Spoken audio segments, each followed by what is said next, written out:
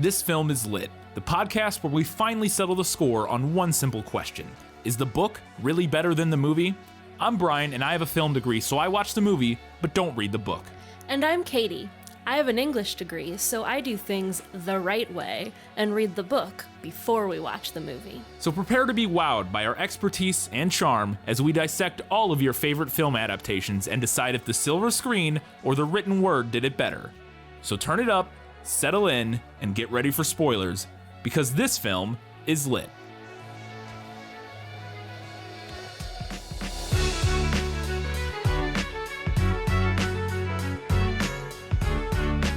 When I stepped out into the bright sunlight from the darkness of the movie house, I only had two things on my mind: Paul Newman and a ride home. It's The Outsiders, and this film is lit.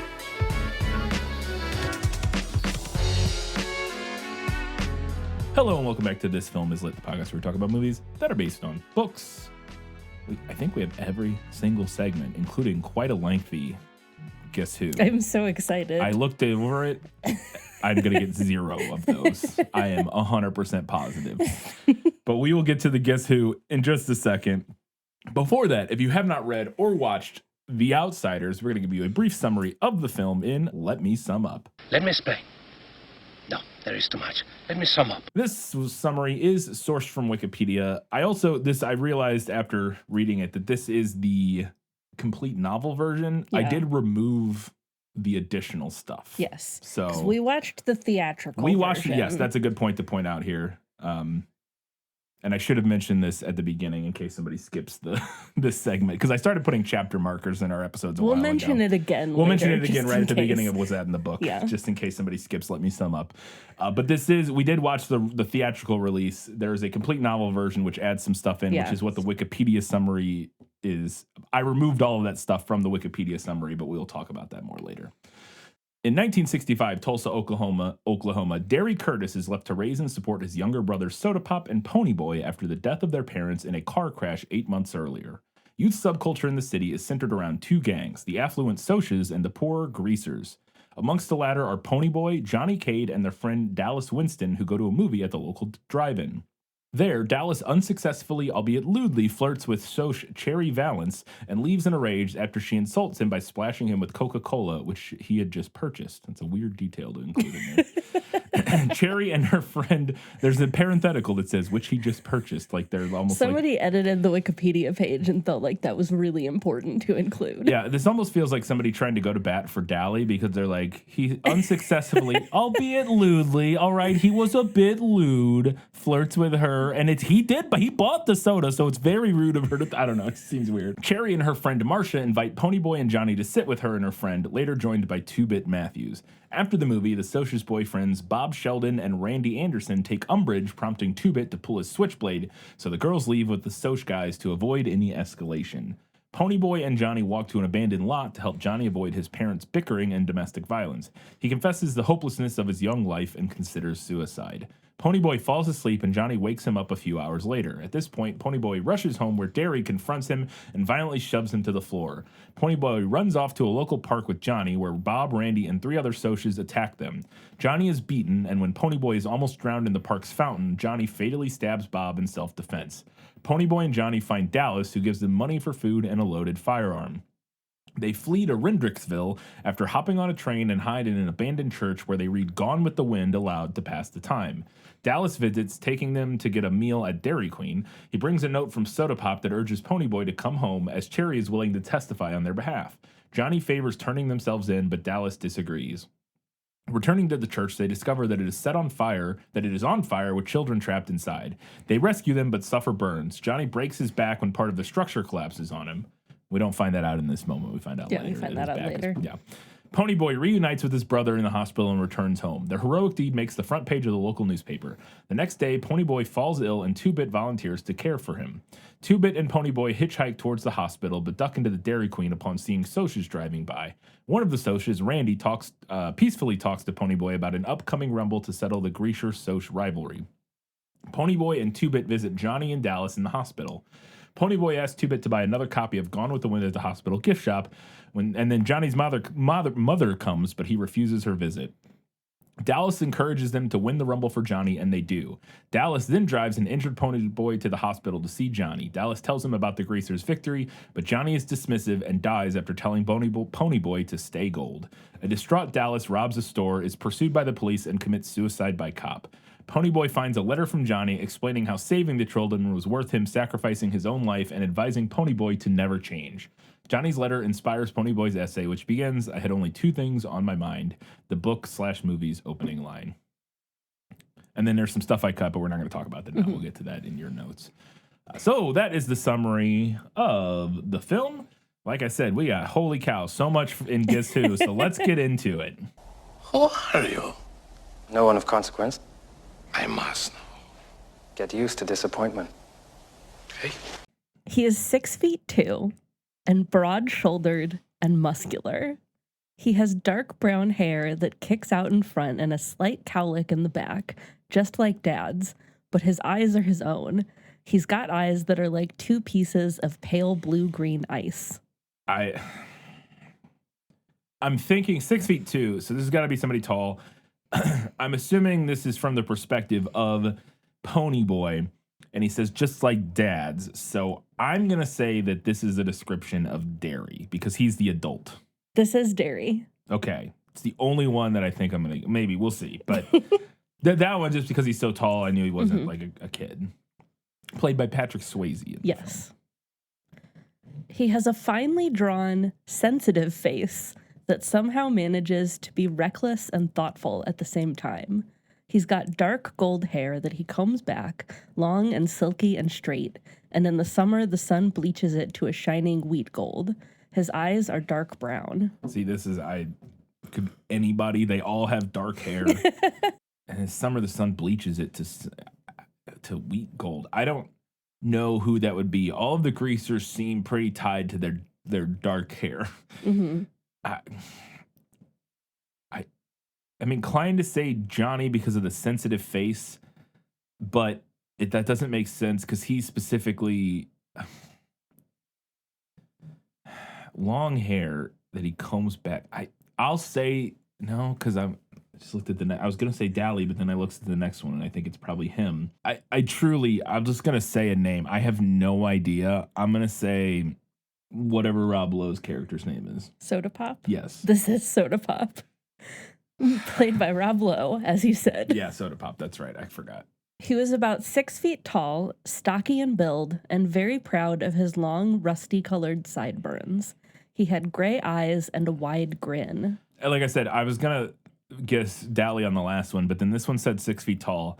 He's not stocky, but Dally in the movie is bigger than the rest of them because he appears to be like a little bit older, maybe like a year or two older than them.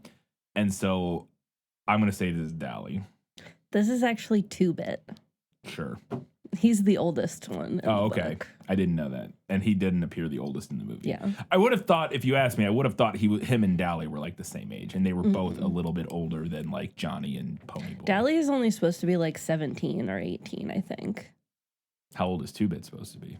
Like 22. Oh, okay. I didn't get that in the movie. Yeah. He seemed the same age as like Dally. Mm-hmm. But okay. He had an elfish face with high cheekbones, and a pointed chin, sharp animal teeth, and ears like a lynx. His hair was almost white, it was so blonde, and he didn't like haircuts, or hair oil either, so it fell over his forehead in wisps and kicked out the back in tufts, and curled behind his ears and along the nape of his neck. His eyes were blue, blazing ice, cold with the hatred of the whole world. This doesn't really scream anybody to me, but I would say with the blonde hair, again, assuming the movie is accurate in the sense that all of the greasers, I think, have dark hair, seemingly, that this is Bob? This is actually a description of Dally. Okay, that was my other guess, because the hatred of the whole world thing, Yeah. that felt like him to me, but I could also kind of see it with Bob, maybe, because he's just kind of a malcontent, it seems like. But Dally was actually my other guess. It was just the hair color, really, that stopped me from guessing that. He had big black eyes and a dark tanned face. His hair was jet black and heavily greased and combed to the side, but it was so long that it fell in shaggy bangs across his forehead. this could be anybody. I don't know. Okay, process of elimination. Yeah, This one. I mean, my guess based on where we've gotten to from here, I was gonna say Johnny. It is Johnny. Yeah, his hair is not that long in the movie, but Yeah. The Or book combed to seems the to side. imply that all of them have hair that's like longer Yeah. than what's depicted in the movie. to be fair, some of them do. Like like Emilio Estevez has longer hair a little bit longer hair in the movie. So I want to also read real quick another description, and I didn't include this one because there was no way to include it without it just being obvious who it was. But I do want to read it.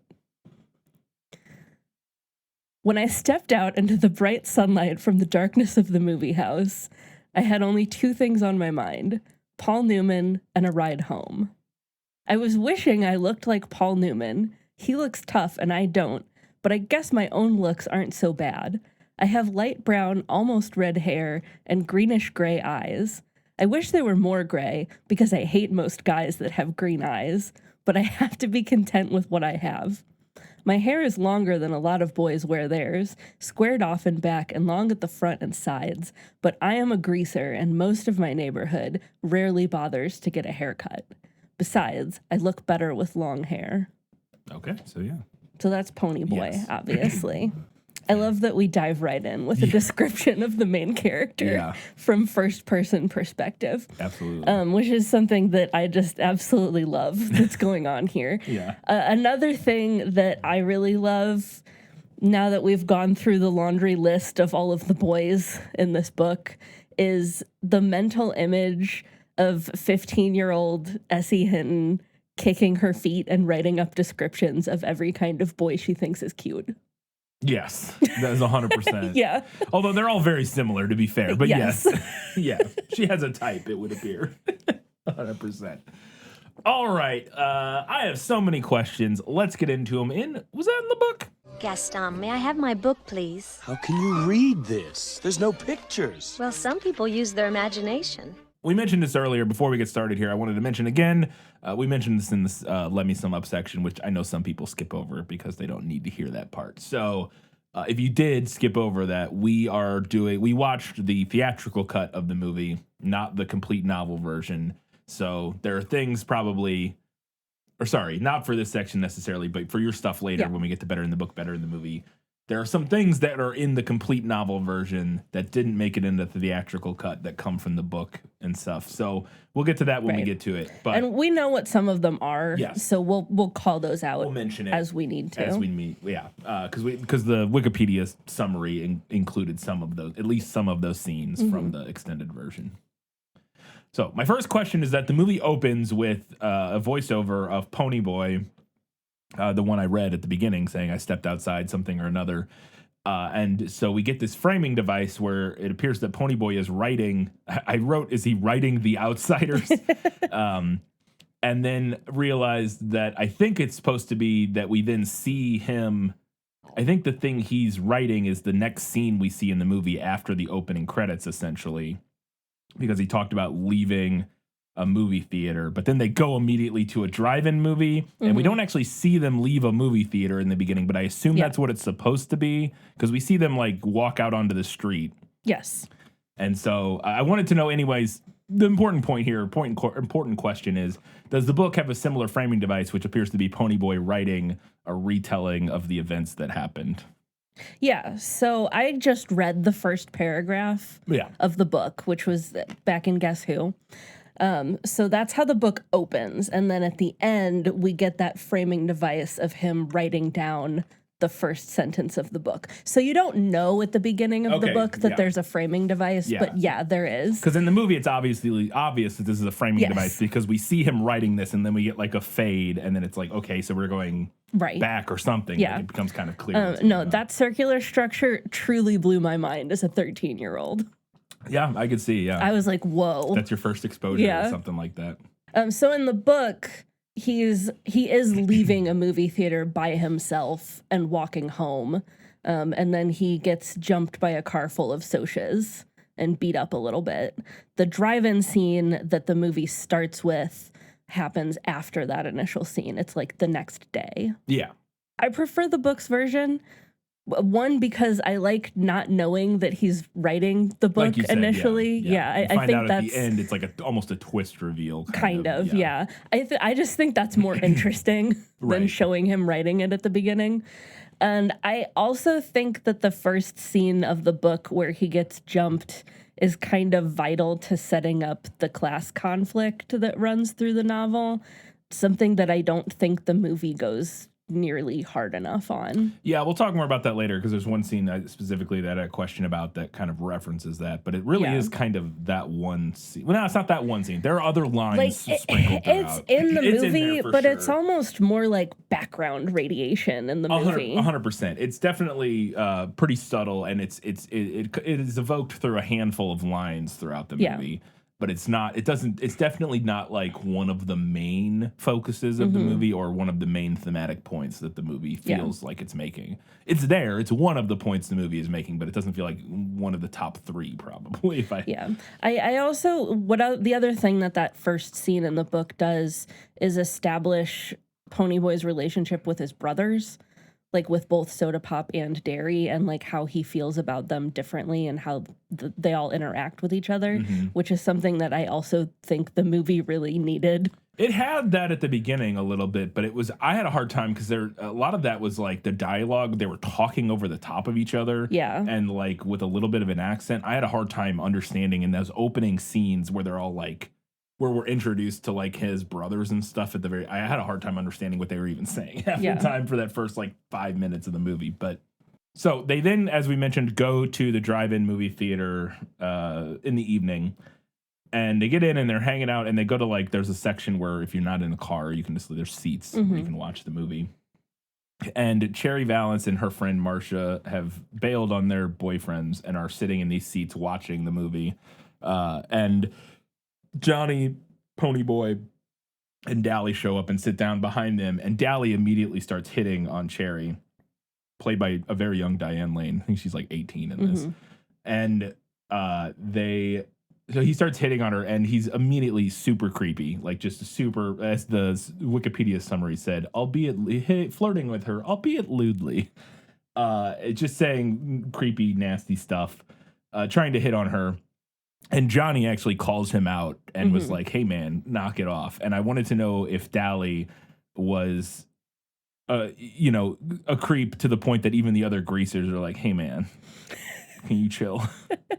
Also, originally, I thought in this opening scene here, I didn't realize, because I had a hard time understanding some of the dialogue in the very first scene before this.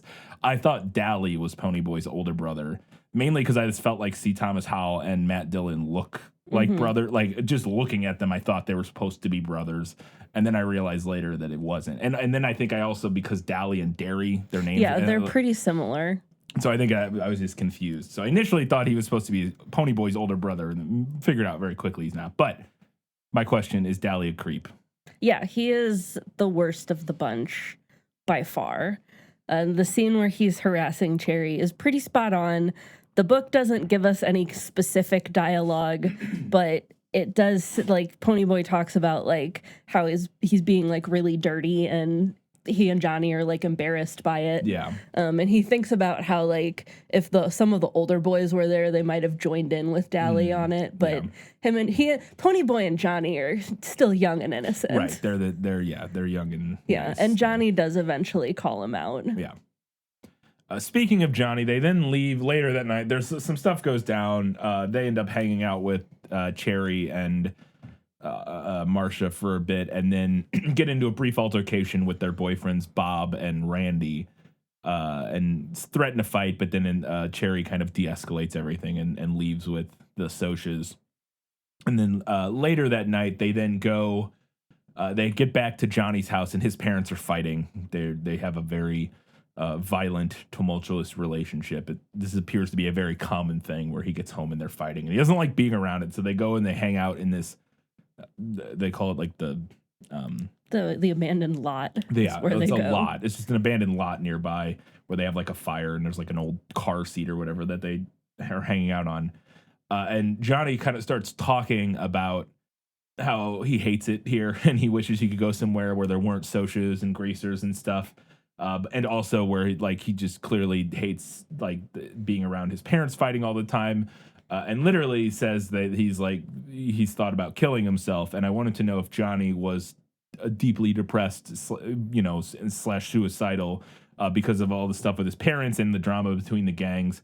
And also during the scene earlier where the Socias confronted him and Two-Bit and Ponyboy after the drive-in movie, he seemed there was a close-up of him turning away from it, and in a way that it seems like he really doesn't like conflict or something, or I don't know. And I wanted to know if that characterization of Johnny was true to the book. Yeah, I would say that it is. Depressed, he does talk about wanting to kill himself in this scene. He does have a terrible home life. His parents are either abusing him or ignoring him. One of those two things. Yeah. The movie has Ponyboy tell Cherry some of Johnny's backstory. So several months before the events of the novel, Johnny got beaten up really badly by a gang of Socias, basically left for dead. I did not know. I don't remember that conversation. And I'm pretty sure they talk about it. I believe you. I just don't. I didn't notice. But I don't think, and your assessment of this, the scenes with Johnny confirms this for me. I don't think that the movie does a good job of depicting what happened to Johnny and how it affected him. Because when he's nervous around those Socias, it's because one of them, the guy he kills, actually is one of the guys who beat him up. That makes sense. I will say that first scene, it did seem like he was hiding his face to so they didn't see who it was, so they didn't see him, and I didn't know, and I was like, oh, maybe he doesn't want them to see him for some reason that I wasn't unaware of.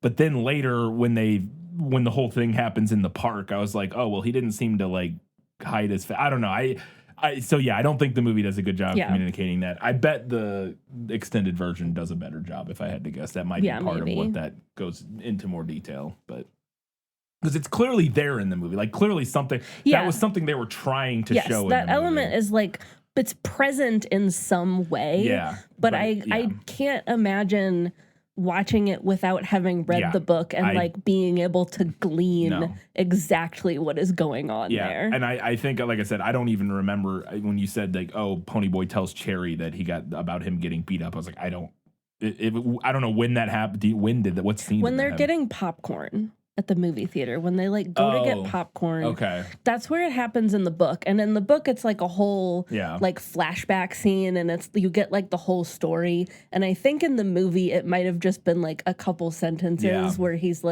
oh, Johnny got beat up really badly by some Socias a while back. I think my brain just thought that wasn't important. Because they didn't make a big point of it. So I was like, I might not, whatever, sure. Okay. That makes sense though. But it is really important because then later on, that's why he snaps, basically, and goes so hard trying to defend himself and Ponyboy. Yeah.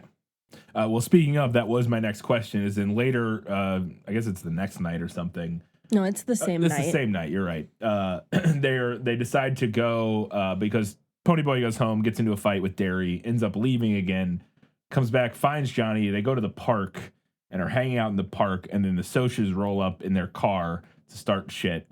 And Ponyboy mouths off to him when they show up. They both exchange some verbal jabs back and forth, and then the Socias start chasing after, grab him, and start beating him up.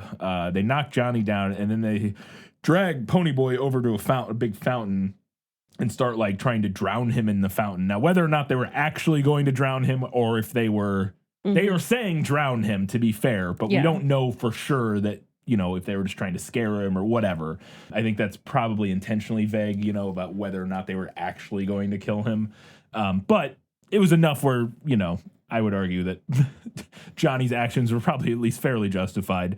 So Johnny pulls out a switchblade that he has and ends up, we don't see what happens. We see the aftermatch, which I thought was really cool. But he ends up stabbing Bob, who is Cherry's boyfriend, and the main Soch, played by Leif Garrett, I believe, in the movie, and ends up stabbing him and killing him. And I wanted to know if that happened in a movie, but I just wanted to mention, I thought I was like, oh, when they're drowning Pony Boy, we keep cutting to an under the water camera shot where you like see him thrashing around underwater, and you can just kind of hear like the muffled sounds outside of the water. And when that happened like twice after one of them, I was like, and I didn't know what happened. I truly went in spoiler free here. I knew nothing of what happened in this movie. Yeah. But my filmmaker brain knew some stuff. And when he started getting drowned in that water, I was like, 100% what's going to happen here is we're going to, because honestly, I thought Johnny was going to die in this scene. Yeah. I thought that was what was going to happen, is that Johnny was going to try to fight back and get killed or something. And then that was going to be, I don't know, something that kicked off events.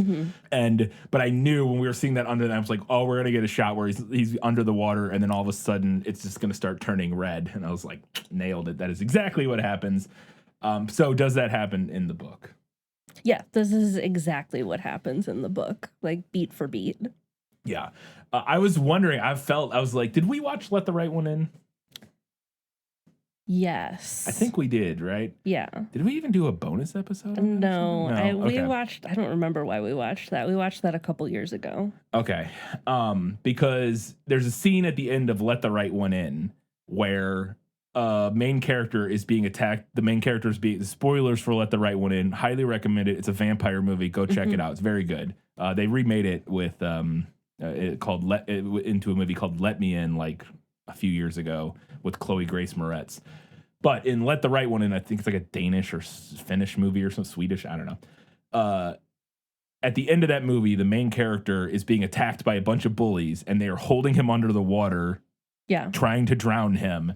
And then we hear a bunch of stuff happen above the water, and then all of a sudden the water gets soaked with blood. And a bunch of other stuff happens in that's really cool. But I was like, ooh, that feels like a direct Outsiders reference. Because they're similar-ish movies in that they're both very much coming-of-age, like, tales. And I was like, I bet Let the Right One In is referencing the Outsiders here. So they have now killed Bob, one of the Socs, and by they, I mean Johnny has killed Bob, one of the Socs. And he starts freaking out. They kind of freak out and don't know what to do. So they go and they find Dally because he's like, I guess the most he has the most experience with crime. Yes, that's what I was getting at. He lived in the big city. Exactly. He's the most criminally experienced. So they go find him, and he seems to be living in like a bar, like upstairs in a bar or something like that. And he gets there, and he's like, okay, there's this abandoned church, gives him a gun and some money and says, catch a train and go hide in this church. And when they get there, they go hide out in this church. And then while they're there, they because they're on the lam, they decide they need to change their appearance because they know people will be looking for them. So Johnny cuts Ponyboy's hair and then dyes it. They dye it blonde. They bleach it, basically. And I wanted to know if they cut and bleach their hair while they're on the lam. Yes, they do. Okay. We'll talk about this later. I want to get to it. It gets to your notes, but this movie was fascinating, especially finding how much of it came from the book and knowing that the book was written by a 15-year-old. I think this may be, and I don't want to spoil any of your final verdict or anything, but it truly feels like some sort of weird divine providence or something that a 15-year-old just happened to write a bunch of like deeply symbolic stuff into their like coming of age, like very simple story that is like fairly amateur-y, hour-y kind of stuff. Like you could tell it's written by a 15-year-old, but like so much of the stuff in it, you're like, it's like deeply. No, it's very interesting. Like, and I do touch on this some in my final verdict, but we can talk about it a little bit here because like you are correct that a lot of this definitely speaks of like amateur hour. Like this was totally believably written by a 15-year-old. Yeah. But then I mean, also, going into like 4 sentences into the first page being like, and here's what I, the main character, look like. Yes. You know what I mean? It's like, But then also some of it hits right fucking here in the chest. Yes. And it's one of those things that's like, was this one of those where it's just, did like, she just get really lucky or something? You know what I mean? I don't want to say definitively that Essie Hinton bumblefucked her way into writing some really great like thematic moments. Yeah. But maybe. I don't know. And maybe it's just, I only say that because, or she's just brilliant. I mean, I know no 15-year-olds who understand thematic No. and allegorical storytelling on the level that this book is doing at times. Yeah. To the point where I think it's not intentional. It's just she's writing things that happen to be allegorical and symbolic. I mean, maybe it was intentional. I don't know. Maybe it was, because I don't think it's impossible. I mean, maybe it's just really good instinct. Yeah, and that's what I mean. Like she's writing things that feel emotionally resonant, and it just so happens that it all thematically works and like dovetails really well. But there's just so many moments where you're just like, it feels so literary. Where you're like, how did a 15-year-old write this? Again, like, because there's just so many, and I fully believe that most of it isn't intentional, but like the idea of Ponyboy being drowned and then this big event happens is baptismal imagery is like a huge part of literature post the Bible. Yeah. But like, or probably not post the Bible, later than that, but you get what I'm saying? Like that, like the idea of characters, during very striking events or moments in their life being like dunked in water as an allusion to kind of like it being reborn in a baptismal way is something that is used throughout literature, whether it's religious or not. It's just kind of a shorthand for showing a character being like reborn or a stark change in a character. And her choosing them to drown him in a fountain feels probably not like she was like, I'm going to write them drowning him in a fountain because I want to make this allusion to baptism and like this life-changing moment. I doubt that was her intention, but that is what it is. Do you know what I mean? Yeah. And a similar thing here with like the cutting his hair and bleaching it and changing his appearance to where he actually ends up looking more like a Soch. And like, there's this weird kind of playing with like identity and like, what does it mean to be a greaser? And the fact that he now doesn't look like a greaser anymore and actually looks like the people that the greasers are at war with a little bit because he's got this short blonde hair that, you know what I mean? Feels like very thematically important. But also, it just feels like probably she's like, well, they're on the run, so you got to die and cut your hair. You know what I mean? Yeah. It's fascinating that I thought the whole movie felt like that to me. I was just like, man, this is so interesting that a 15-year-old wrote this, and it does make you go like, maybe she just got really, or like I said, I think what you're saying is right. It's just very good instincts, probably. Right. Yeah. Well, and because like when they do cut their hair, Ponyboy thinks a lot about like not liking the way that he looks and like feeling like he's wearing a Halloween costume. And I do think that you can kind of find yourself in a thematic space like that without necessarily understanding the nuts and bolts behind the theme. Yeah.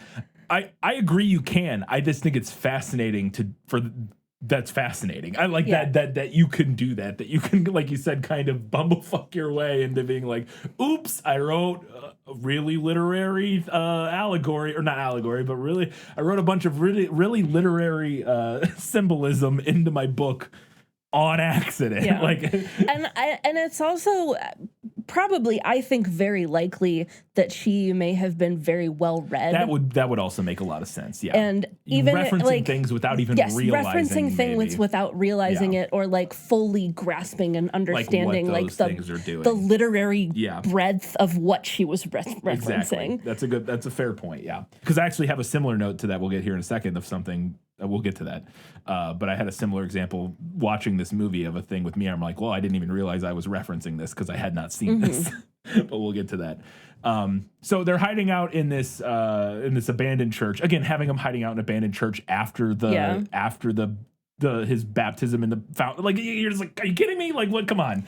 So they're hiding in this abandoned church. Like, you made it a church on purpose or no? I don't know. Like, yeah. Anyway, so they're hiding out in this abandoned church. It's just Johnny and Ponyboy, and they're kind of hanging out and talking about stuff. And there's this scene where they're looking at the sunset. They're standing on top of the hill watching the sunset.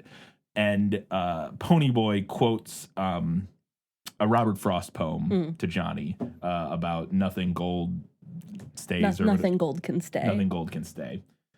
and recites the whole poem, and they share this moment. And I wanted to know if he recites Robert Frost to him, because again, you're 15, calm down. But No, hang on. That is a perfectly valid 15-year-old girl thing. Just putting a whole Robert Frost Yes, poem just in putting a whole Robert Frost poem in your book. That's fair. That is a very teenage writer thing to That's do. fair. Yeah, you're right. You're right. Yeah. But that is in the book. Yeah. Yes, it is. So then I want to ask if this next exchange is in the book, because it kind of precipitates another question. Johnny says, I never noticed clouds or colors and clouds and stuff until you kept reminding me about them. It's kind of like they were never there before. Ponyboy says, yeah, I don't think I could ever tell Steve or Two-Bit or even Derry about the clouds and sunset. Just you and Soda Pop, maybe Cherry Valance. Johnny, guess we're different, huh? Ponyboy, shoot, yeah, maybe we are. Johnny, maybe. Johnny says, maybe you're right. And I wanted to know if that exchange happened in the book.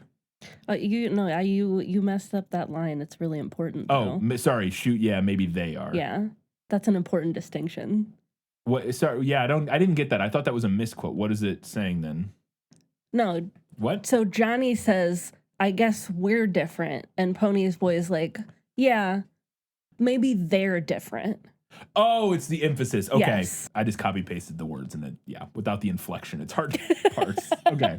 Because I saw that and I was like, my brain just corrected it. I was like, it must have meant we are, but yeah, that makes sense. So he's saying we're not the different ones, they're the different ones. And Johnny's saying maybe you're right, maybe they are the different ones. Okay. Does that exchange happen in the book? Yes, it does. That exchange is directly from the book. And that leads directly to my next question. Okay, so did Essie Hinton know that she was writing a queer love story? I am joking here to some extent, for a reason that you're going to get to at the end of your response here that I completely agree with. I just want to preface that because I know this kind of thing can annoy people. Yeah. But it was just cracked me up watching the scene of these two boys being like, I never appreciated a sunset until I met you.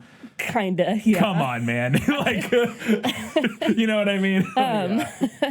No, it's funny you should mention that because Essie Hinton's troublesome previous tweets that I mentioned in the prequel were about this very thing. Yeah. People getting that read on it, getting like a queer theory, queer lens read on it. Apparently not even necessarily about these two. I was finding people talking about Johnny and Dally. That being I don't get that read at all. This one I totally like. Well, because also I missed a part earlier, and again, your point here at the end of this is very valid. And I don't want to undercut that ahead of time, but because I also had a similar thought earlier where they like fall asleep in each other's arms on that couch in the lot or whatever. Like they snuggle up with each other and like. Anyway, so go ahead. So, but that was what her like. Troublesome tweets were like she was like it's not reacting gay. very poorly to people thinking that and insisting that her story was in no way gay.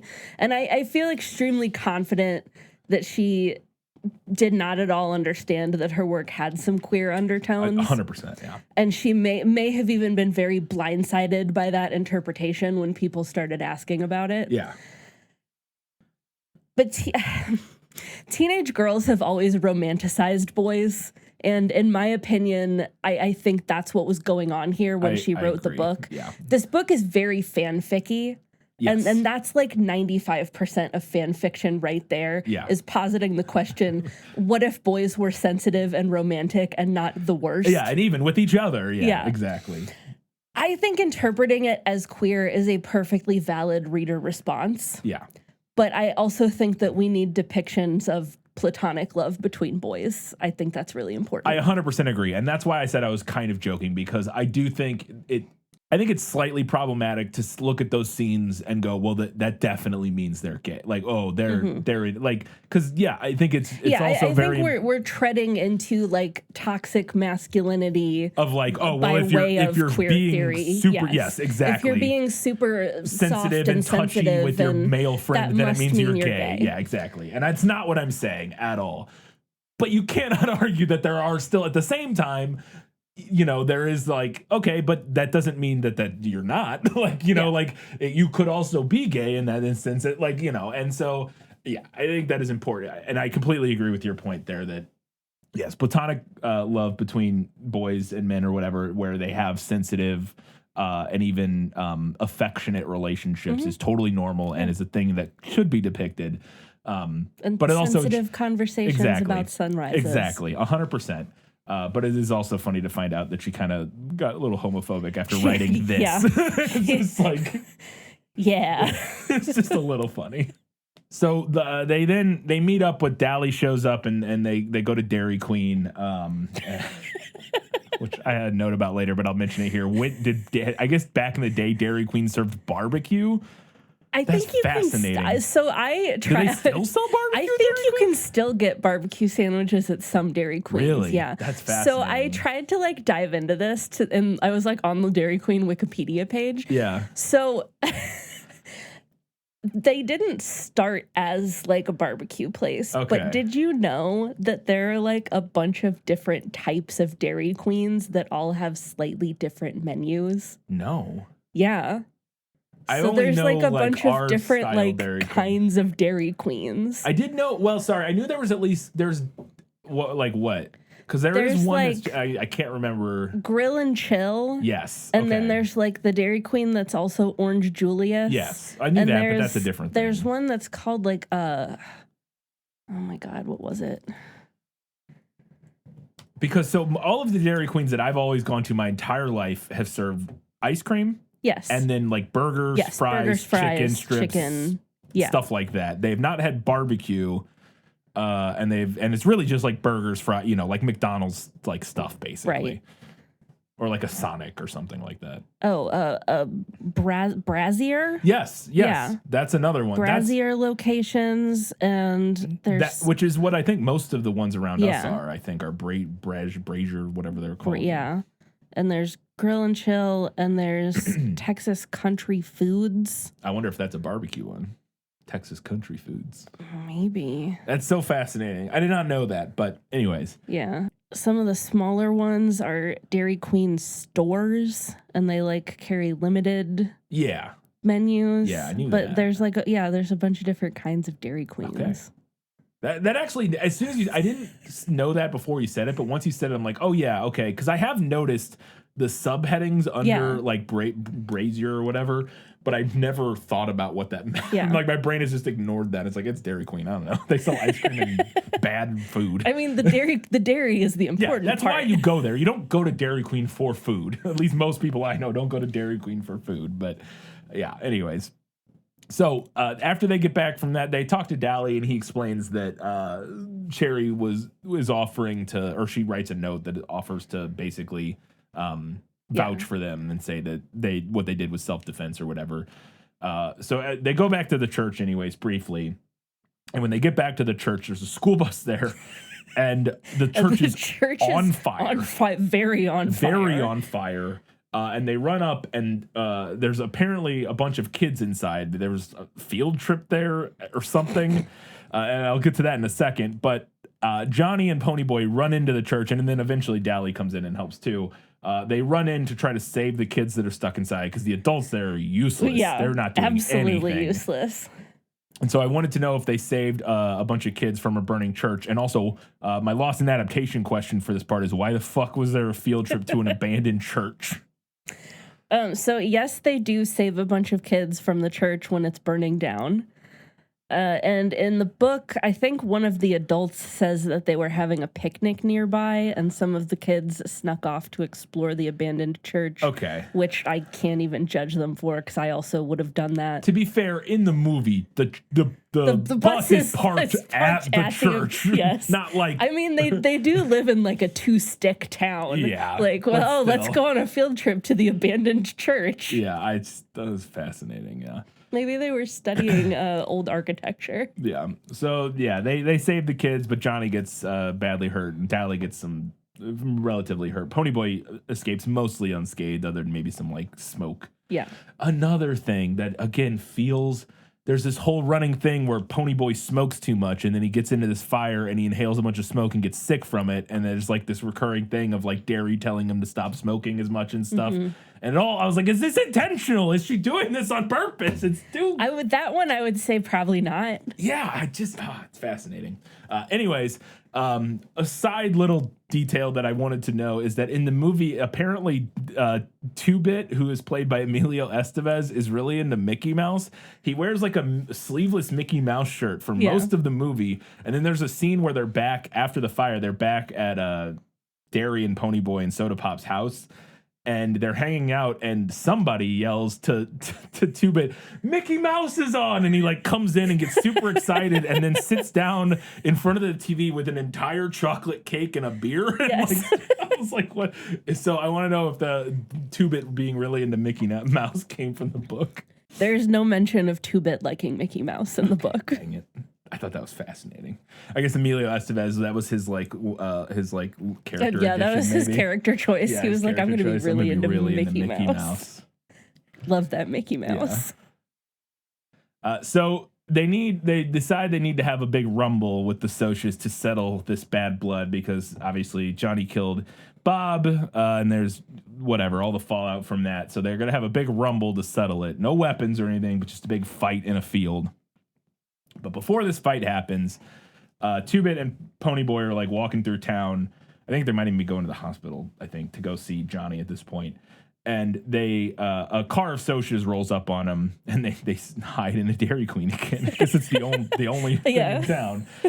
They go hang out at a Dairy Queen. So then they have a conversation. But basically, they show up and they're like, "We just want to."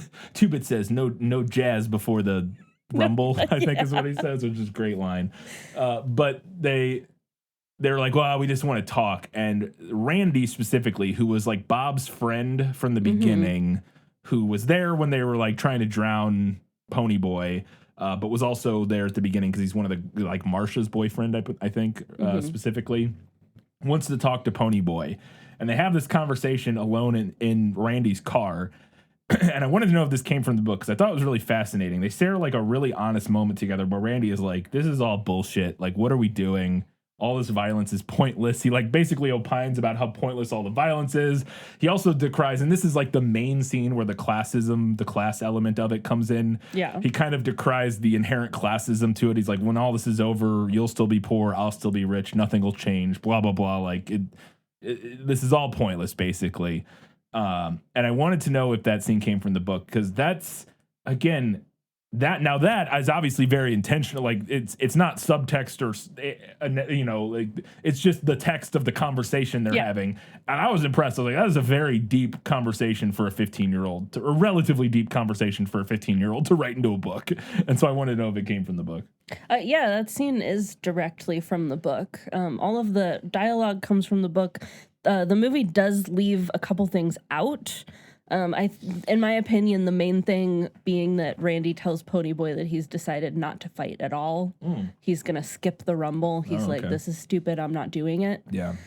They also have an exchange that I don't think was in the movie. I don't remember this in the movie. I think I would, because it's a great line. So they're talking about like the classism of it all.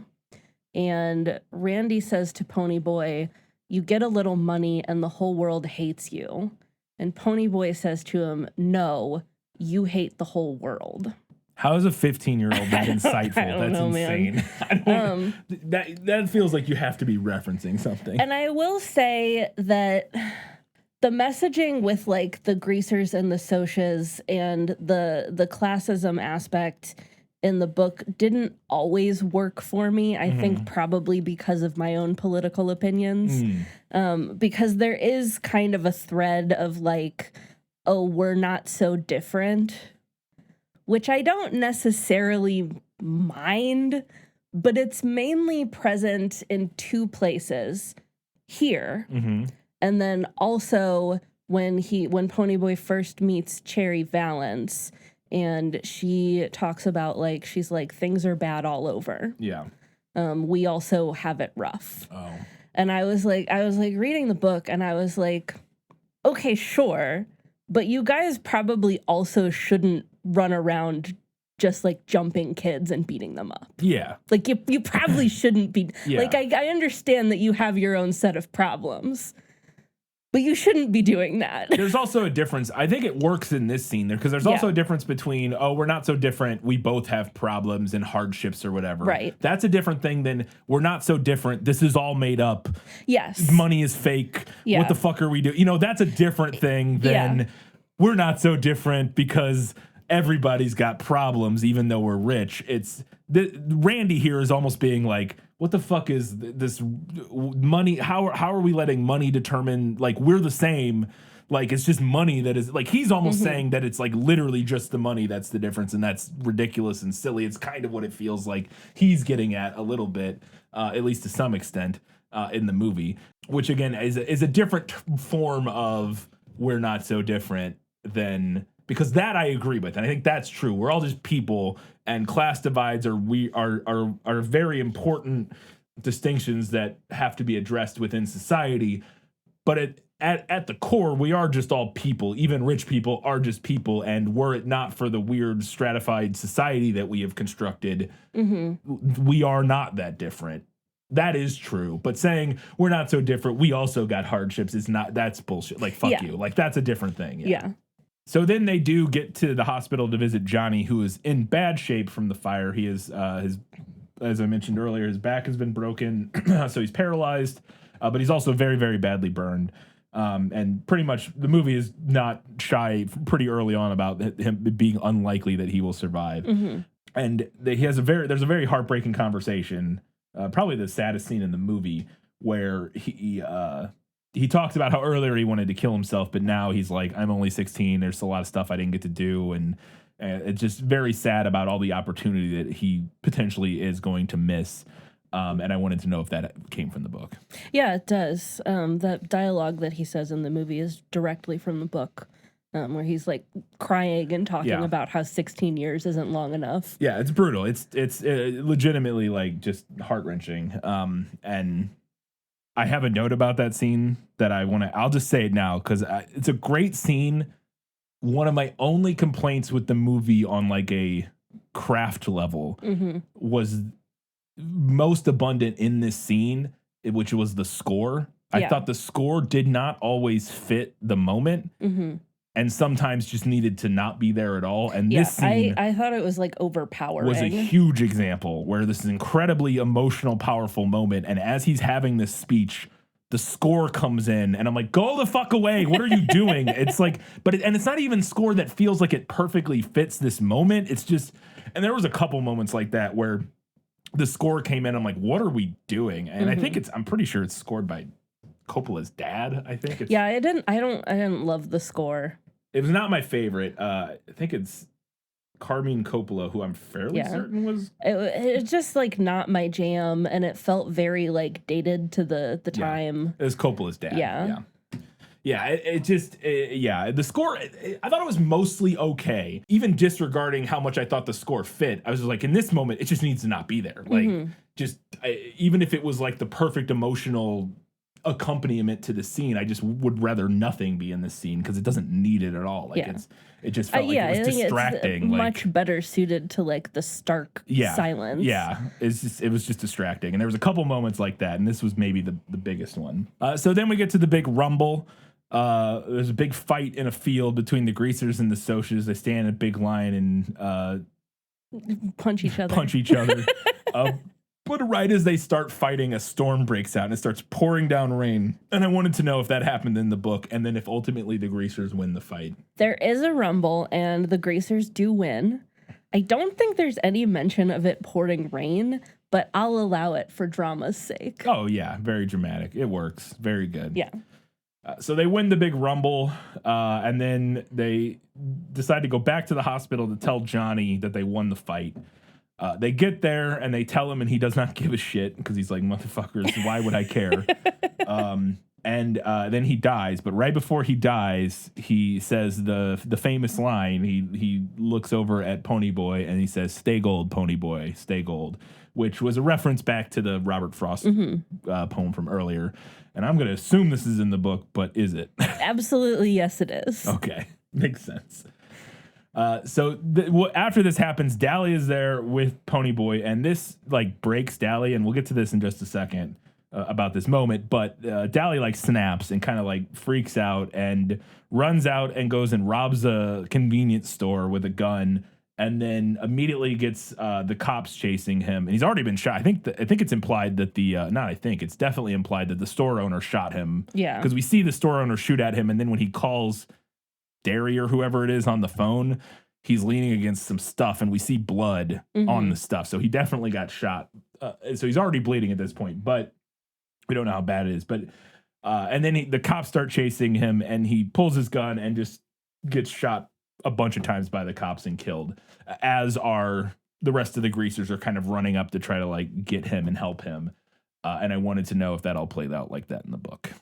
Yeah, the scene plays out pretty much exactly as it happens in the book. I think the main big difference is that he doesn't get shot by the convenience store owner. And the line from the book, like after he is killed, that Ponyboy thinks to himself is, Dally Winston wanted to be dead, and he always got what he wanted. And then my final question here was that the movie then wraps up pretty succinctly after that. There's not a whole lot else that happens. We get back and we get back to Ponyboy at home, and he is writing. Well, the movie ends on him writing the letter or the story that we see at the beginning, which is how the movie starts. But the thing that kind of spurs him to write that is he has the copy of Gone with the Wind that Johnny had in the hospital, and in it is a note that he wrote to Ponyboy, telling him like that something about saving the kids and it was worth it and that sort of thing. Yeah. And this kind of inspires Ponyboy to write the story, and I wanted to know if that's how the story ended. Yes. So Ponyboy sinks into a deep depression after Johnny and Dally die, and Johnny's letter is the thing that starts to like bring him back and inspires him to tell the story of his friends, because nobody is telling their story. Okay. Well, there you go. Those are all my questions for Was That in the Book? But I do have 2 questions that I wanted to get to in Lost in Adaptation. Just show me the way to get out of here, and I'll be on my way. Is it lost? Yes, and I want to get unlost as soon as possible. My first one is, why didn't they dye Johnny's hair? Because they say we're going to cut and dye our hair, and then they cut and dye Ponyboy's hair, but they do not dye Johnny's hair. They do cut it a little bit, but he basically looks exactly the same. Still. Yeah. In the book, Johnny says that his skin is too dark for blonde hair to be believable on him. Okay. So they don't dye his hair. I guess. He is very tan in the movie. He is. He's, Ralph Macchio. And he's similarly described as being like very tan in the book. Yeah. And having black hair. That makes sense, I guess. So I just referenced this a second ago when I said that like after Johnny dies, Dally snaps and goes and gets himself killed. And I was left in the movie wondering why a little bit. Like, why was Dally so attached to Johnny? Like, I felt like the movie wanted me to think they had this very close brotherly type relationship, but we never see that at all. At least to me, I felt like we never really saw that much at all. Like, the main interactions between them was like Johnny telling him to stop being a creep at the beginning, and then like a couple other small scenes. They don't really have a lot of time together or anything. And I just kind of felt like Dally breaking in that moment wasn't really built up to, specifically in relation to Johnny. And I was wondering, which I think is maybe what could have spawned some of the people being like, oh, maybe he was like in love with him. And this is where that queer reading on their relationship comes from, because it seems so underdeveloped that maybe he had some unrequited feelings or something, and that's what causes him to snap. I think maybe that's where that comes from. But I'm wondering if there's any more in the book about like why Dally was so attached to Johnny and why his death is so hard on him. Okay, so I totally agree with you that I don't think the movie does a good job of depicting this. And to be totally fair, the book also doesn't do a whole lot of quote unquote showing on this count. But we're in Ponyboy's perspective the whole time. And Ponyboy's mind is like a mile a minute. And a lot of it is like recounting things that have happened previously and things that he knows about his friends. And we know that Johnny kind of fills this like little brother role to basically the entire gang. Like, that's how everybody has always viewed him. And we also get in the scene where Ponyboy recounts what happened to Johnny when he got beaten up really badly, that Dally finds him, and Ponyboy tells us that he had never seen Dally so shaken up by something. Now, the book implies, or at least I think it implies, that Dally looked at Johnny as being like himself when he was still good and like innocent. I could see that. We know that everybody sees Johnny as like kind of innocent, like this kid brother role. Yeah. But then also when Johnny wants to go back and turn himself in, Dally gets really mad about it. And he's like, I don't want this to happen to you. Prison changes you. It He does say changed that, me. yes, yeah. And I don't want you to have the same experience. So I think if we look at it as Dally kind of like projecting his own like lost innocence and lost youth onto Johnny, we can get around to why this affected him so badly. I think that makes sense. I think that totally makes sense and tracks. It's just I think the movie needed to do a better job showing. Yeah, I don't think just the a little movie bit better. didn't do a good It's job. not like of it's it. awful. It's not like you can't get there. It's just You kind of have to fill in. You have some to fill in blanks. some blanks on your own. And I would have to go. I think I would really have to go back and watch the scene at the Dairy Queen when they're because that's the scene you're talking about where Dally is talking to them and then Johnny says like I wanted to let's go turn ourselves in or whatever. That I think it would be. Oh, I also another thing here. Now that I think about it, that makes sense. I'm just talking through this. Johnny says, let's go turn ourselves in. And Dally says, no, don't do that. Yeah. Because he doesn't want that to do whatever. But then they go back to the church to hide more. And that is what directly leads to Johnny dying. Yeah. So Dally Maybe may feel feels responsible for that. That's a good You know what I point, mean? too. I hadn't thought about it that way, but that actually could make some sense too. So yeah, because if he had been like, okay, yeah, let's go turn yourself in, they wouldn't have gone back to the church. He wouldn't, it would have played out very differently. So, okay. Yeah, I guess that all makes sense. All right, those are all of my questions. It's time to jump into what Katie thought was better in the book. You like to read? Oh, yes. I love to read. What do you like to read? Everything. A random thing that I love in this book is that there's an aside where Ponyboy explains some of the lingo of the greasers. Specifically, he explains the difference between tough, Tough, and tough, Tuff, which we don't get in the movie. I guess we can't have that in the movie, this explanation of the difference between these two things. He says tough and tough are two different words. Tough is the same as rough. Tough, Tuff, means cool, sharp, like a tough-looking Mustang or a tough record. In our neighborhood, both are compliments. Huh, okay. This is slightly mentioned in the movie.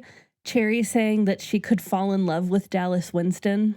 Yeah, I thought it was a very funny, well, yeah. not funny line, but a very self-aware line where she's like, I better not ever see Dally again because if I do, I'll probably fall in love with them. Yeah.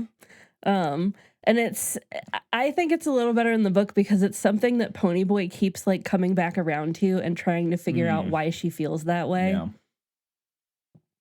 I forgot about the insane flashback in the movie where the train hits his parents' car. Yeah. Yeah, that's very unsubtle. That's a very Coppola moment. Yeah. Thinking back to like The Godfather, and there's some moments like I think specifically like the flashback to the scene where what's his name in Italy where the lady's car blows up. Yeah. And so like it's just like, oh, okay. It's like this dreamy like flashback, and then like it hard cuts to a train hitting the car. After Johnny kills Bob, the movie does like a fade from Johnny saying I killed him to them running to like where Dally is.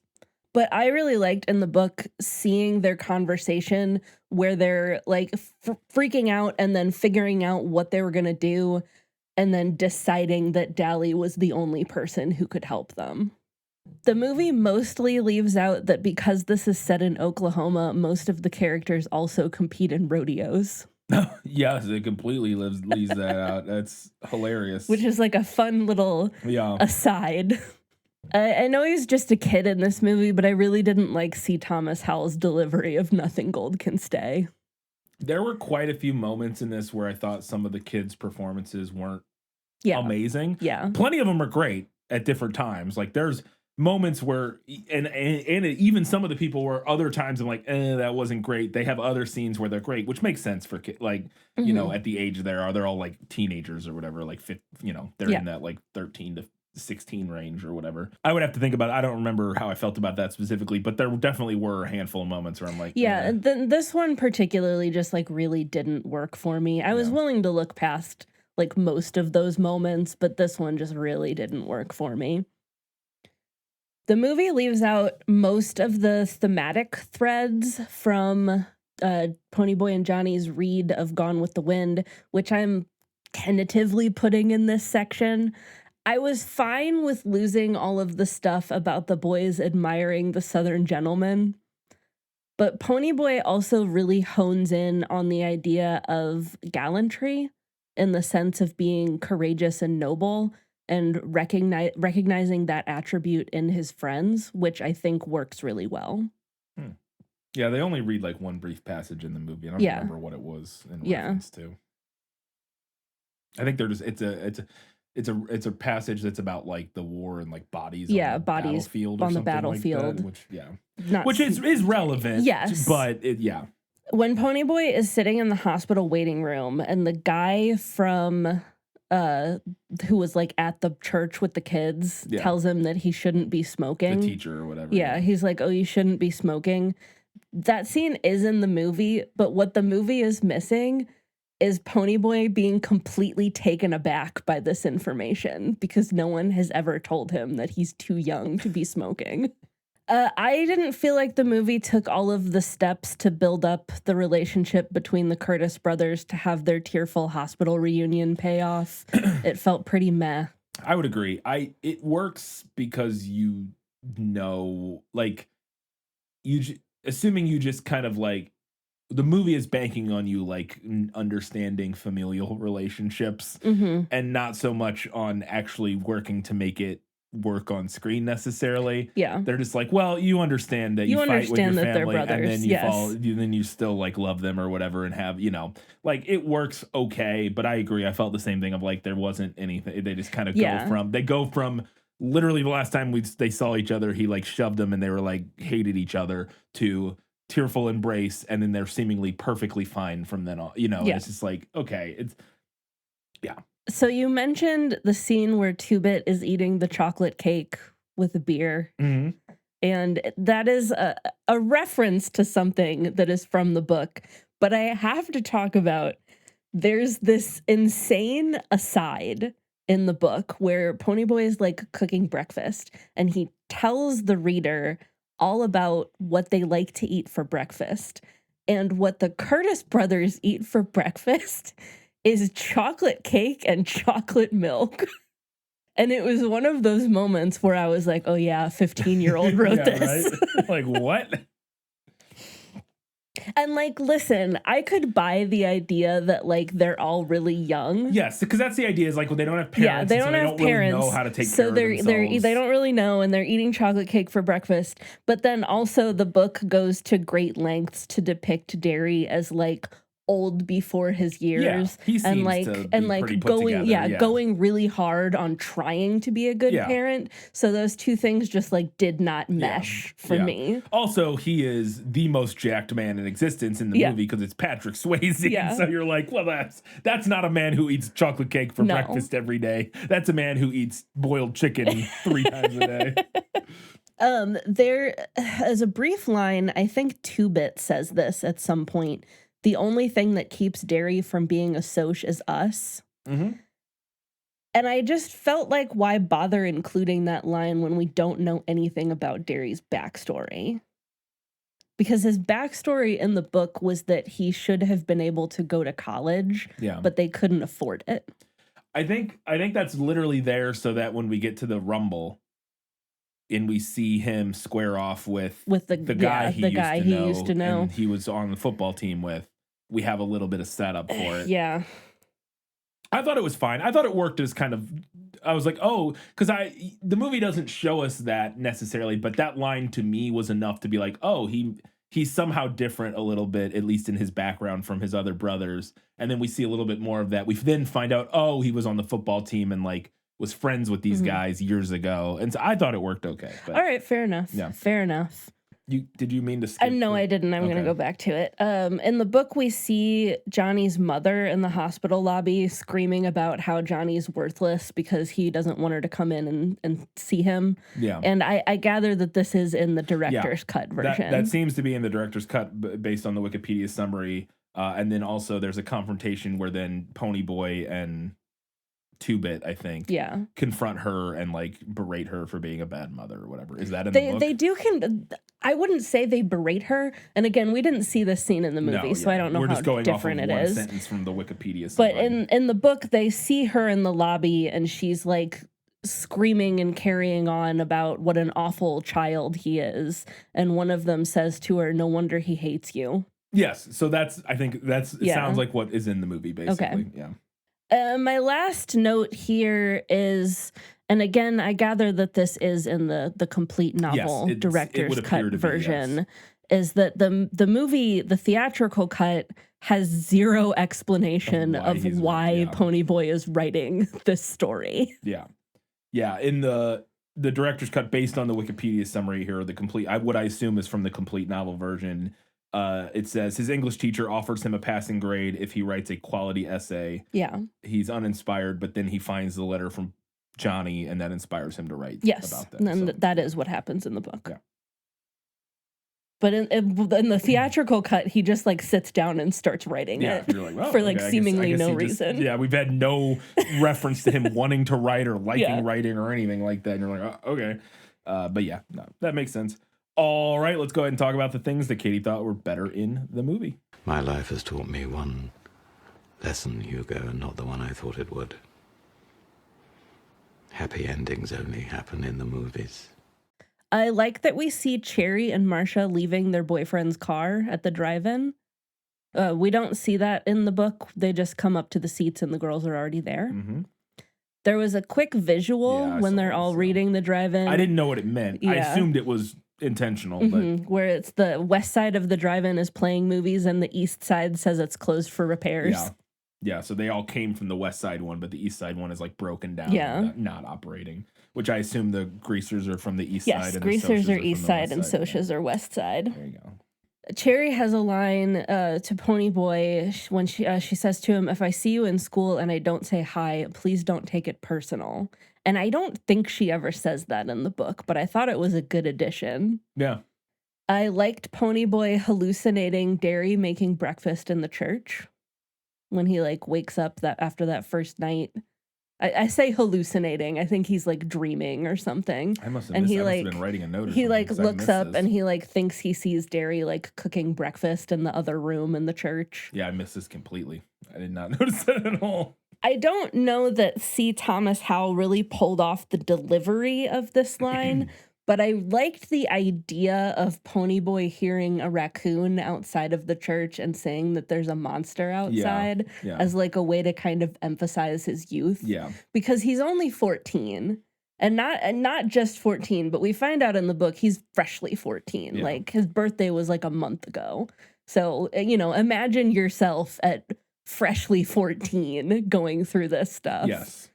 Insane. Yeah. I have to call out the line, "Do it for Johnny, man. Do it for Johnny," as actually not being from the book. That's crazy. Yeah, I have to mention it because my mom quotes that line to us all the time. I was about to say, I have heard your mom quote that line, and I had no idea what it came from. It is from this movie specifically. It does not appear in the book. All right. I like the little detail of Derry's old high school friend Paul at the Rumble still wearing his Letterman jacket, because they're supposed to be like Derry's supposed to be like 21 or 22. So peaked in high school much, Paul? Right. A little detail that I just noted or read somewhere that I don't have anywhere else that I thought was funny is that during that fight, two of the extras who are part of the Soch's gang, one of them was would go on to be later a professional hockey player. I can't remember his name, Cam something or another. Which is just funny. I just like they found like a hockey player. Like you can fight, get in here and do this scene where you're. But then one of the other ones, and I actually think I recognized him. I didn't read this till after, but then when I read it, my brain went, "Oh, I think I do remember seeing him in this scene." One of the other guys who's like one of the extras who's like in the Soch gang in the brawl scene is Flea, the bassist from the Red Hot Chili Peppers. Interesting. He's an actor. He did some random movies. He did some and acting. His name is Flea. His name is Flea. Well, it's his nickname, I assume. I don't know his actual name. Like the bug? Paulie will tell us. Paulie's a huge fan of the Red Hot Chili Peppers, but what? Like the bug? Yes, F-L-E-A. F-L-E-A, okay. All right. Flea. Good for you, He's Flea. also in The Big Lebowski. He's one of the nihilists who attacks, comes and pisses on their rug or whatever. I thought the scene where Dally fires the empty gun in the doctor's face was a good way to show us that Dally has an unloaded gun, which is important in the book that it's not loaded. Right. But the cops don't know that it's not loaded. Also, that doctor was like completely unfazed. He didn't. Yeah, I don't think he even flinches when Dally pulls the trigger. Yeah, he was like, "Do it, do it." I don't want to go to work tonight, please. Now, this might be a controversial opinion. I don't know if you're a big fan of the book. Let me know if this is a controversial opinion. But I was totally fine with the movie cutting the judge, acquitting Ponyboy, and dismissing the murder charges. I gather that this is in. I think it's in the complete novel version. I don't know for sure. So the line from the Wikipedia summary for that is: the judge exonerates Ponyboy for Bob's death as self-defense and places him in Derry's custody. I don't know.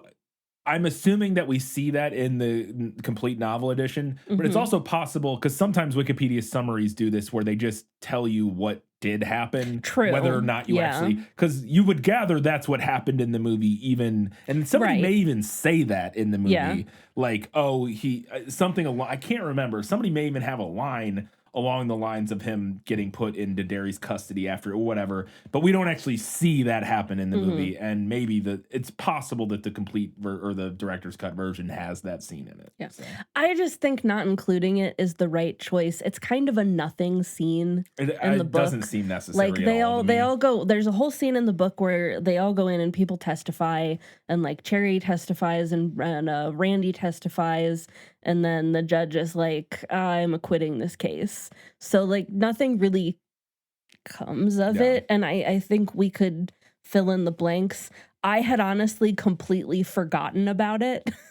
And I was rereading the book and I was like, oh, yeah, that scene. Yeah, it's irrelevant. I would agree. It doesn't really matter at all. All right. That was it for what Katie thought was better in the movie. Let's go ahead and talk about all the stuff the movie nailed. As I expected, practically perfect in every way. They do sneak into the drive-in. Cherry does throw the Coke in Dally's face. A specific exchange between the Sochas and 2-Bit, where the Sochas say, we've got 2 more in the back seat, and 2-Bit says, pity the back seat. Johnny's line, there's got to be somewhere without greasers and Sochas with just people. Mm-hmm. Also, the white trash exchange with the Sochas, where they're like, Greaser is white trash with long hair, and Ponyboy is like a Socha's white trash with a Mustang. Yeah, and a Madera. Yeah. Johnny does give them a gun and some money and gets them out of town. They do hop a freight train. Johnny gets a copy of Gone with the Wind for them.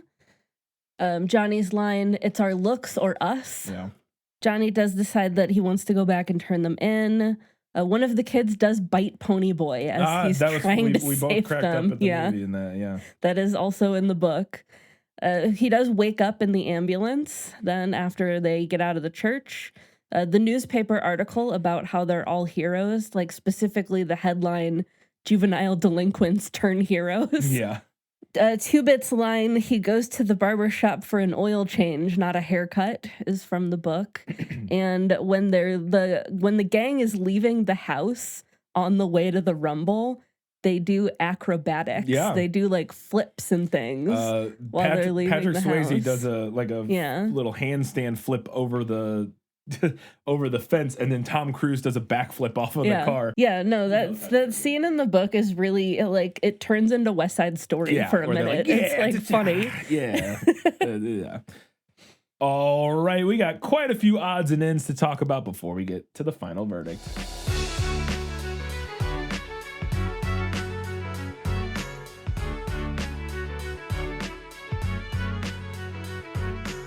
I don't think I've ever seen opening credits that start as a page of everybody's name, like filling up half the screen, and then it zooms in and we slow scroll through all the names.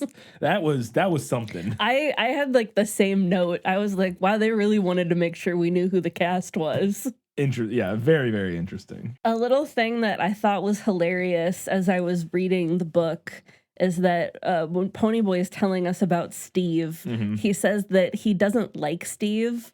And the gist of it is that he thinks Steve just has a bad vibe. And then Steve is played by Tom Cruise. Yeah, it was very interesting. So as we were watching the movie, the scene at the drive-in where they're sitting there and then Matt Dillon, Dally puts his feet up on the seat next to Cherry, and then he like falls out of his seat. I was like, that felt like an accident that they used. Because if you notice, C. Thomas Howell, after it happens, they all start laughing, which could be like if that was scripted, that they would be laughing. Right. But he like looks, and I can tell he's like looking at crew. He's looking at like the director or somebody on the crew. It's just that look I can recognize from a camera shot of somebody like looking at crew behind the camera, and he's like he like makes this face.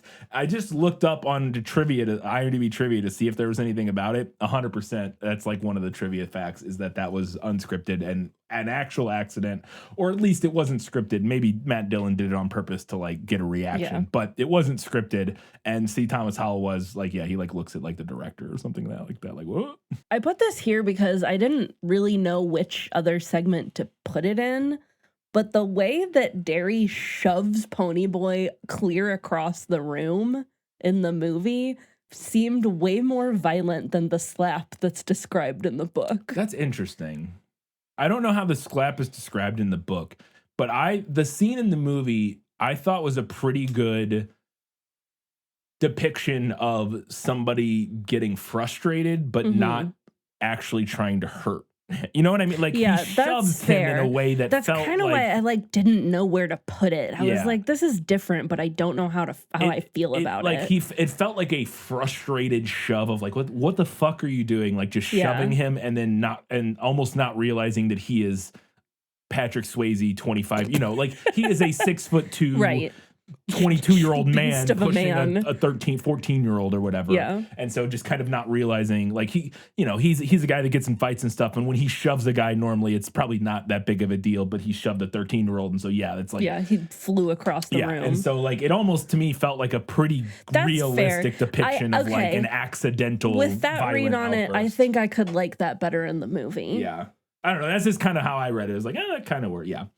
Speaking of that moment, though, right after that happens, Ponyboy then runs out of the house to go run and find Johnny. Yeah. And when he runs out of the house, we get a shot where the camera is on a dolly tracking inside the house from the side, and he's running, and we follow with him. And then as he runs through the door, the camera passes past the wall with him and then outside and follows him continuing out the door. I did that exact shot in a movie I made in college. I don't think I knew that I'd seen that in anything before, and I apparently was referencing this having never seen. I've never 100% have never seen this movie. Maybe I saw a similar shot in something else. I don't know. But that speaking of the thing of like referencing a classic piece of without even really realizing that you're doing it, you know what I mean? I was like, oh, I did that. They got to do it for real, though, in one take. I had to do it in 2 takes because we didn't have a fake set house or whatever. Yeah. Because there's the wall is cut away so that they can move the camera past the front wall or whatever. Whereas I had to put hide a fake cut in there, but similar idea.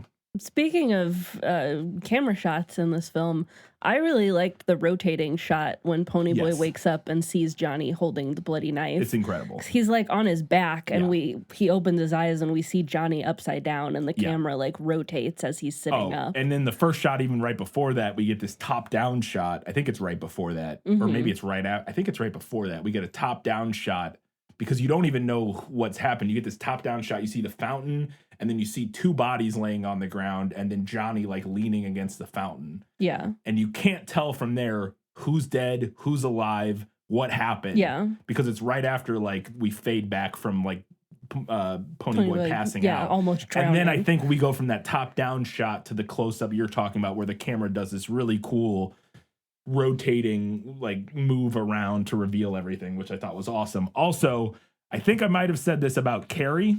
No, because I think I talked about how much I hate split diopter shots. I think you did, yeah. I know I talked about how much we had a whole conversation about how Brian De Palma is a hack. Yeah, but not. You can't just say that without context, because go listen to the Carrie episode. I also say it's one of the most brilliant movies ever. I'm just saying, and that clearly De Palma is a genius, but he's also a hack. Anyways, it's a whole different discussion. But I talked about in that how I generally am not a fan of split diopter shots. I do not like them for the most part. And just for clarification for people who don't know, split diopter shot is where you use basically a lens attachment to set two focal distances on your shot. Traditionally, if somebody is close to the camera and you want focus on them so that they're in focus and you can see them, everything far enough away from the camera is out of focus. You can do this thing with a split diopter where you can have something near the camera and something far away from the camera, both in focus at the same time, but you get this kind of weird blurry line down the middle because you're doing two focal lengths. And I think it's literally like a half piece of glass or something. I don't know how it works. But this movie has one split diopter shot in it, and it's maybe my favorite one I've ever seen, and it made me like split diopter shots, or at least this one, which is right after that shot you were talking about with the rotating shot. We get this close-up of Johnny. I think he's cleaning the knife or like freaking out, and he's in the close-up, and then behind him on the ground is Bob's body further away, but both of them are in focus with this split diopter shot, and it's super effective. And I was like, okay, all right. You can do good split diopter shots. I mean, that sounds like a good use of that type of shot. For sure. I think I wrote this down when they go see Dally and he comes down and he doesn't have a shirt on. I had such a mad crush on Matt Dillon because of this movie. On like 1983 Matt Dillon. I was like, break me off a piece of that. He's a very unique looking man. Especially in this movie, his facial features are very... There's a scene where they're in the car. It might be the Dairy Queen scene where they're like eating the barbecue, where he's talking or something. And I was like, he just has some of his eyes and the way his face is shaped, particularly just the way like in this movie, he has almost these like, I don't want to say ape-like features. I don't know. He just looked so almost animalistic or something. It's very interesting looking. But he's also like very kind of boyish looking. Yeah. A good casting for that role, in my opinion. I think he does a great job. Yeah. I was also laughing at the two very obviously domesticated rabbits that were just hanging out in the abandoned church. Yeah. Sitting in front of the broken mirror. Yeah. Yeah. I really liked how the sunrise scene was lit. You talking about, is it the poetry scene you're talking about? Yeah, when they're... Yes, it does have a... Yeah. It has like a weird dreamlike feel to it. It almost feels like it's... And it's kind of... green screen, not green screen, but it almost feels like a composite shot or something, but it's not. Well, it kind of reminded me of like it made me think of like an old Hollywood like Technicolor. Yes, yeah. It is oversaturated in a way that feels, exactly like a soundstage or something. And maybe that's what I was thinking. Not composited or green screen or blue screen, but a soundstage with like a painted background is what it kind of feels like. Yeah, and it has just like this kind of dreamy quality that I thought worked really well. It reminds me a little bit of, I mean, obviously one of those scenes from the musical we watched not that long Singing ago. in the Rain. But also a little bit of, it's not Sunset, I think it's Sunrise. No, it is Sunset. Princess Bride, when they get to the top of the cliff and they're standing, and that's a big sound stage, and it's like sunset, and it's kind of a similar feel at times during like their conversations. One of the things I thought was interesting at one point is, I don't remember who says it, but somebody asks, I think Dally it is Dally, says, "Hey, give me one of them cancer sticks," in reference to a cigarette. And I was like, were they calling cigarettes cancer sticks in the 60s? No idea. I thought that was interesting because I thought it was a little bit later than that. Like, we knew earlier than most people, like we knew fairly early that cigarettes were not good for you, but I didn't think in the 60s we were 100% like, oh, they're causing cancer. And especially not to the point where in common parlance, people would be calling them cancer sticks. I could be completely wrong. I don't know. About that. I don't know what really the history of that is. If that's something that they would have said in the 60s, or if maybe that's a 1980s That's thing what I'm wondering. Yeah, I don't in. know. I would have to try to find that out. But I heard that and I was like, interesting. I just, again, I wouldn't be completely surprised to find out that we did know that cigarettes caused cancer in the 60s. We probably did. Yeah. But would it have been common knowledge? Yeah, especially because we were still selling them as like healthy back then. You know what I mean? Like, doctors prescribe these cigarettes or I don't know. It's just interesting. Stay calm and keep your weight down. Exactly. So I was just wondering, like, is that? Yeah. We got to talk about the brief moment of shirtless Rob Lowe in this movie. I legitimately thought you might have confused him with Patrick Swayze, because shirtless Patrick Swayze is in this movie. We also have shirtless Patrick Swayze in this movie. But so shirtless Rob Lowe specifically, when I was making content for socials for this movie, I went on Letterboxd and I was like looking at the top reviews and like finding some interesting ones that I could like make into content. And one of them was, let me just pull it up. We were watching this in class, and the girls behind me asked our teacher to rewind for the scene of Rob Lowe getting out of the shower. Me too. And I was cracking up because I literally had that exact experience. You wore out the watching tape. This in school. We like that scene played, and like every girl in class leaned forward. We were all like, hang on. That's hilarious. Oh, goodness. Why does the hospital gift shop have a copy of Gone with the Wind? I guess this is an era still where it was like popular enough that I guess. I think that's not outlandish. Hospital gift shops have quite a few books for this of people in the hospital. Fair enough. And so they have a lot of like best-selling classics or whatever, just because they're easy crowd pleasers. That you know what I mean. So I wouldn't be completely surprised for a hospital to have. All right, fair enough. Next time I'm in our local hospital for we need to see if they have a copy of Gone with the Wind. Gone with the Wind. I'll take a picture of it.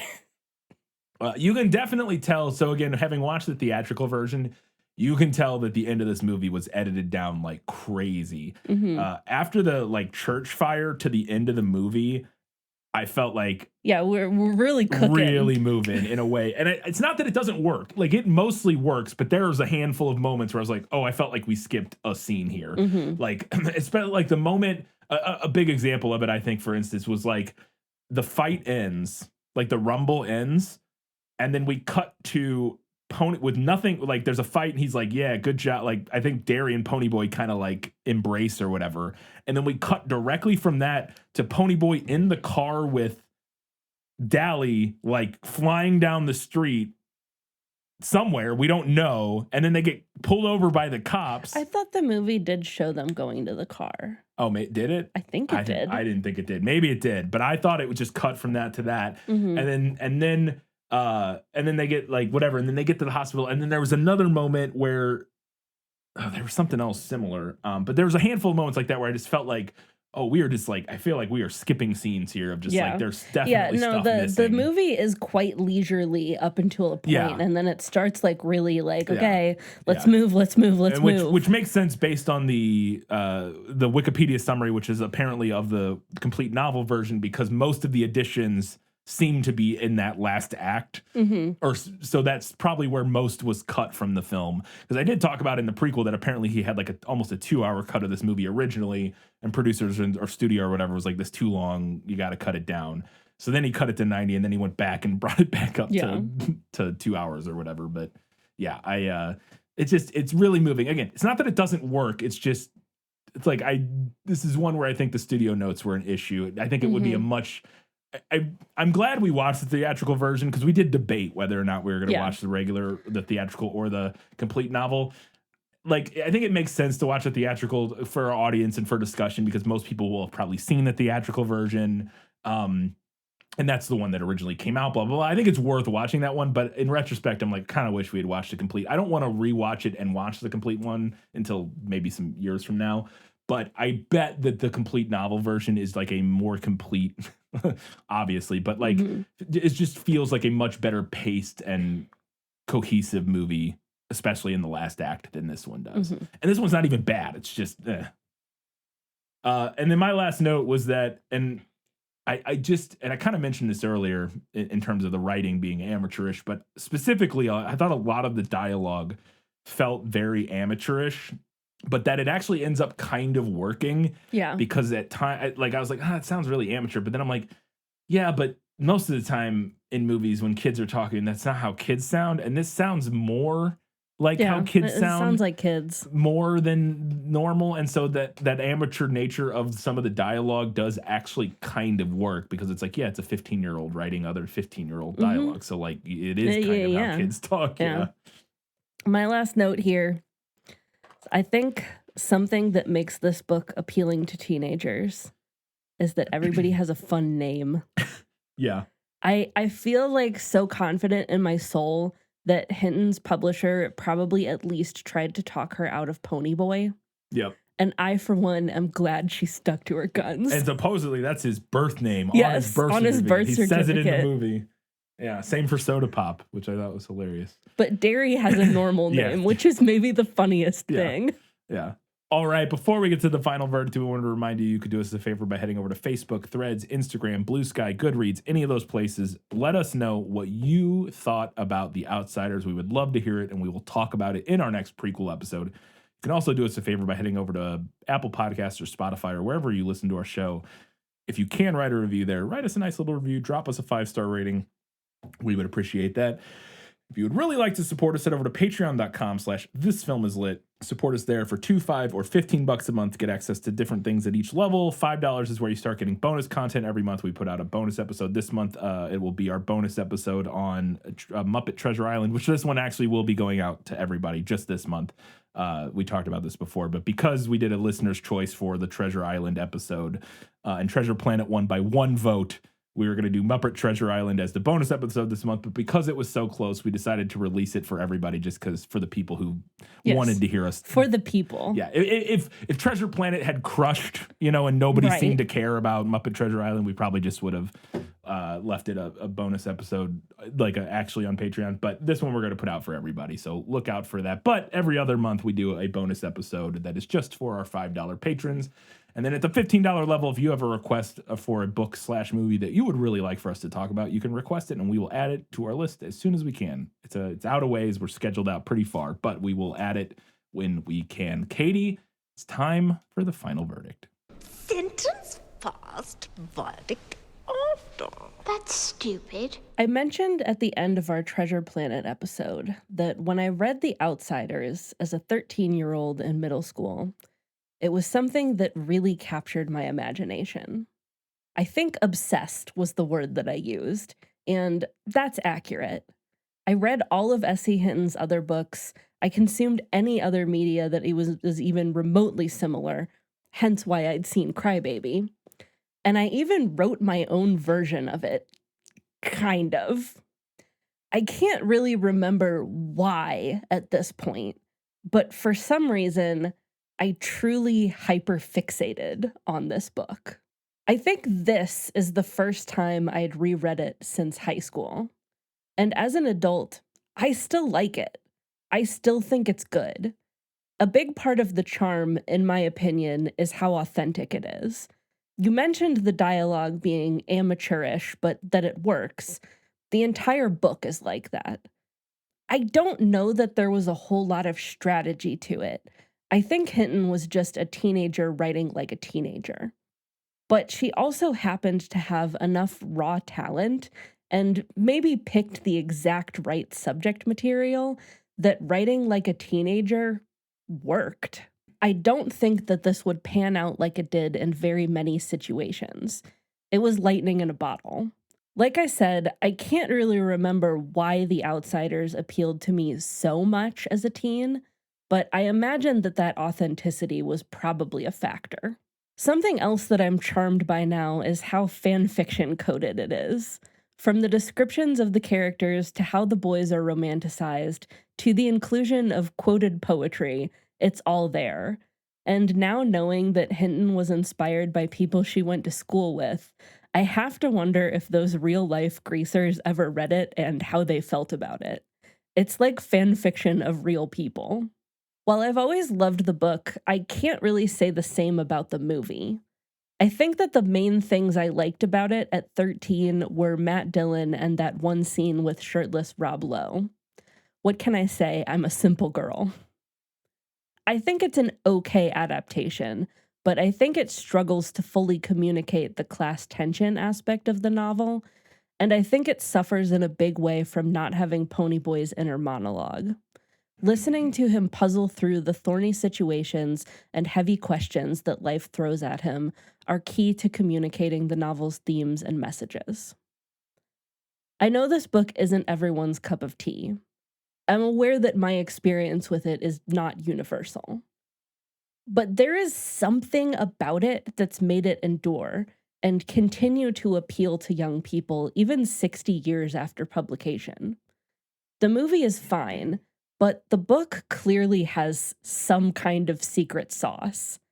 So I have to give this one to the book. All right, and I will talk about my feelings a little more on the movie when we get to the prequel episode. So, because I never really talked about like how I felt overall about the movie. I mean, I think it's kind of clear from our discussion, but we're not going to do that now. We'll do it on the prequel. Katie, what's next? Up next, we are doing a switch episode. You're going to read the book, and we're going to be talking about Cloud Atlas. Indeed. It is a 2012 film based on the novel by David Mitchell. All I know of this is that it's supposed to be a little confusing. Interested to see. It's like a multi like a multi timeline. Yeah. I know that Halle Berry is in the movie. Yes, I believe it's a Wachowski sister. Yes, I believe you are correct. That'll be interesting because a lot of their movies that people didn't appreciate when they came out, and this is one of those. This was not a well-reviewed film when it came out. Some of those movies, like Speed Racer, and maybe even Jupiter Ascending, to some extent, are, I think, being reappraised as perhaps better than they were initially reviewed. And so I'm interested to see what my feelings on Cloud Atlas are, both the book and the movie, but we will get to that in due time.